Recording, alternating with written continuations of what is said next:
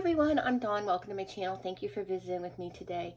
So this is going to be a little story time video, and I actually think I've shared this story before. And if I did and I'm repeating myself, I'm sorry. And I think I'm going to be leaving out details from it because, excuse me, I don't even remember it as well as I used to. I guess I've dealt with it. But I'll try to be as thorough as possible. So we used to have this nightclub in Jacksonville called the Milk Bar. Loved that place. It was so fun. It was kind of like underground a little bit, but it was mostly like alternative music, but I really liked it there. I didn't go there very often, but you know, I did go there from time to time. So me and about 4 of my girlfriends went there one night, and I was getting tired, so there's one side was the ladies' restroom, and on the other side there was the men's room, and in the middle was like a little sitting area, and there was a table and a chair on either side. So I went and I sat in the chair, and this guy came over and sat down on the other chair, a very good looking guy, and he started talking to me, right? And he was trying to get me to leave with him. You know, and I started realizing this dude's trying to get me to leave with him. He's like, you want to go over to the Landon? You want to walk over there? And it was like after midnight. The Landon was like a little shopping area, and it would have been closed. And he's like, you want to go walk along the river? And he kept just trying to get me to leave with him. I mean, he was trying everything. He was like, come on, let's go. And at one point, he even like grabbed my shirt and pulled it like this. And I'm like, no, I got to stay here. My friends are here. He goes, oh, no, they'll be fine. And I'm like, no, I'm not going to go with you. And he kept trying and trying, right? And I was like, no, I'm not going with you. And then one of my friends, the protector of the group, came over. And I said, hey, this guy's trying to get me to leave with him. And she's like, oh, no. So then we go back and we're dancing and stuff. And we see him a couple more times through the night. And now I can't remember. And I have to look up the video and see if I remember at that time if I saw him leave with another girl or if I just had that image in my head because of what happened the next day. I'm trying to remember, because sometimes, you know, when a story is kind of old, when something happened is kind of old and events happened, and you don't remember it correctly because you're not sure if you saw something or you just see it in your head. You know what I'm saying? I don't know how to explain it. But I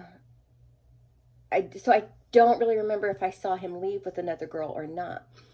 But the next morning, I got home that night, and my mom, she didn't stay up to wait for me, but she happened to be awake when I got home, and I told her about this guy, and she's like, oh, that's creepy.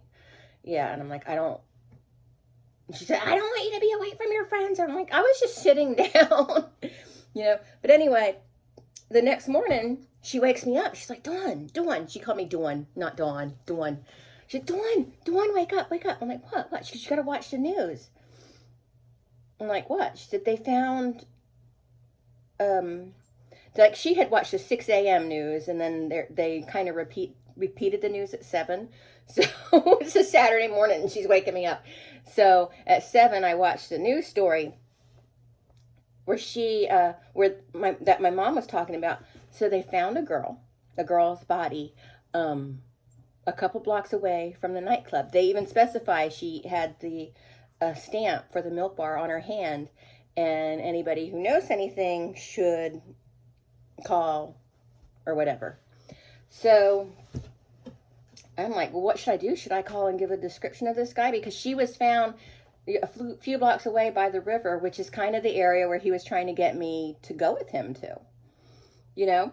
So I'm like, okay. So they put a phone number up. So I called it, and I was nervous, and I told them, so this happened last night. And I said, you know, I was at the Milk Bar, and I was sitting down, and this guy came over and started talking to me, and he kept trying to get me to leave with him. And he kept trying to get me to walk down to the river with him by the Landon. And they said they were going to have a police officer contact me.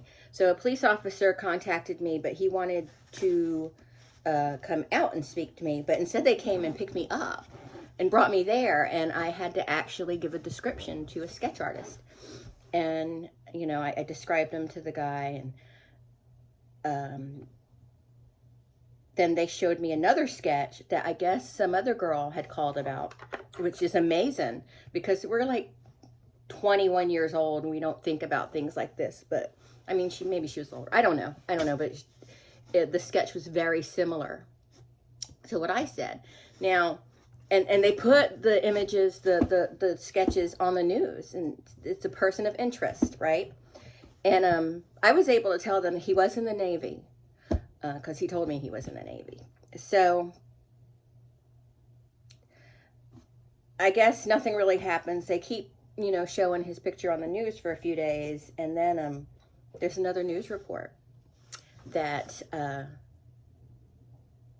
was this place called Dutton Island. It still exists. It's now a really nice park. We actually went there recently. I vlogged it, and I don't think I put the vlog up, but because it just nothing happened in it. But they found a car on Dutton Island that belonged to a Navy wife. She had 2 children because there were 2 car seats in the back seat, and they found her in the trunk, and she had passed. She was unalived by someone else, and they had footage of her stopping at a gas station. And because it was on like Mayport Road, and a lot of people, you know, there's a lot of regulars and a lot of the little shops down there. And so the man that ran the store recognized her from, you know, they showed her driver's license picture, and he recognized her from the store. And I don't know, I'm not sure exactly how everything came about, but he had provided, and this, I'm just telling you what was in the news. I don't know every single detail, but he was able to provide surveillance video from her store. And I don't remember exactly how it happened. I'm trying to remember. And I tried to find, like, to see if I can find the story on YouTube somewhere, and I was having a hard time finding it because I can't remember a lot of the details. I can't remember names and stuff. But they saw a young man getting in the car with her. And I believe they assumed that, because she lived on the Navy base, that she just was going to give him a ride back to the Navy base, you know. But I don't know. That just doesn't sound right to me. I just don't think, well, I mean, women do all kinds of things that they shouldn't be doing. But, and so do men, don't get me wrong. But then it was after she left there, that was the last, he was, the guy at the store was the last person that saw her. But they were able to get, I believe, surveillance video of the young man in the store. And I don't know what kind of brilliant police work took place, but they were able to find him and arrest him. And it turned out he was the one that unalived the girl from the milk bar. And it was just, I even get a little anxious now just talking about it. That could have been me. If I would have left with him, that could have been me. And I don't want to say if I was stupid enough to leave with him, but I mean, come on. It's stupid to leave with a guy you don't know. And he was so aggressive about it, like pulling on my sleeve and stuff. I mean, that could have been me. And I'm glad my instincts were good, but I'm so sorry these women lost their lives because of this creep. So, and I'm not going to go into detail, but we did go to the trial. Well, because he had a trial like in the regular courts, but he was also tried. Was he tried in the naval court? I don't remember, but we went to the trial, and he did terrible things to these women, terrible things to them. I can't even, I don't even want to go into, I'm not going to go into detail. I never would, but if I can find any information about it online, I'll share links down below. If I can't find them today, and I do eventually come across something, because I know there's got to be something, because this was a big deal back then. This was a pretty big deal. So if I find something, I'll and I don't post it under the video. You'll see it in my community post, but it was so disturbing. So, and even now I'm just like, oh, that could have been me. And I'm sorry it had to be anybody. I'm mortified that it was anybody. And but I don't know. I'd like to think that if I saw a girl leaving with him, that I would have stepped in and tried to stop it. But, you know, I was very different when I was 21 than I am now. So, I don't know. But anyway, that's it. That's my story. I have another story I'm going to be sharing, but that'll be in another video. And that's kind of more inspirational or something. So, yeah. But anyway, thank you so much for watching. I hope you enjoyed this. Take it as a cautionary tale. You know, be careful out there, because things haven't gotten any better for women. I like to say they have, but they really haven't. We're in danger.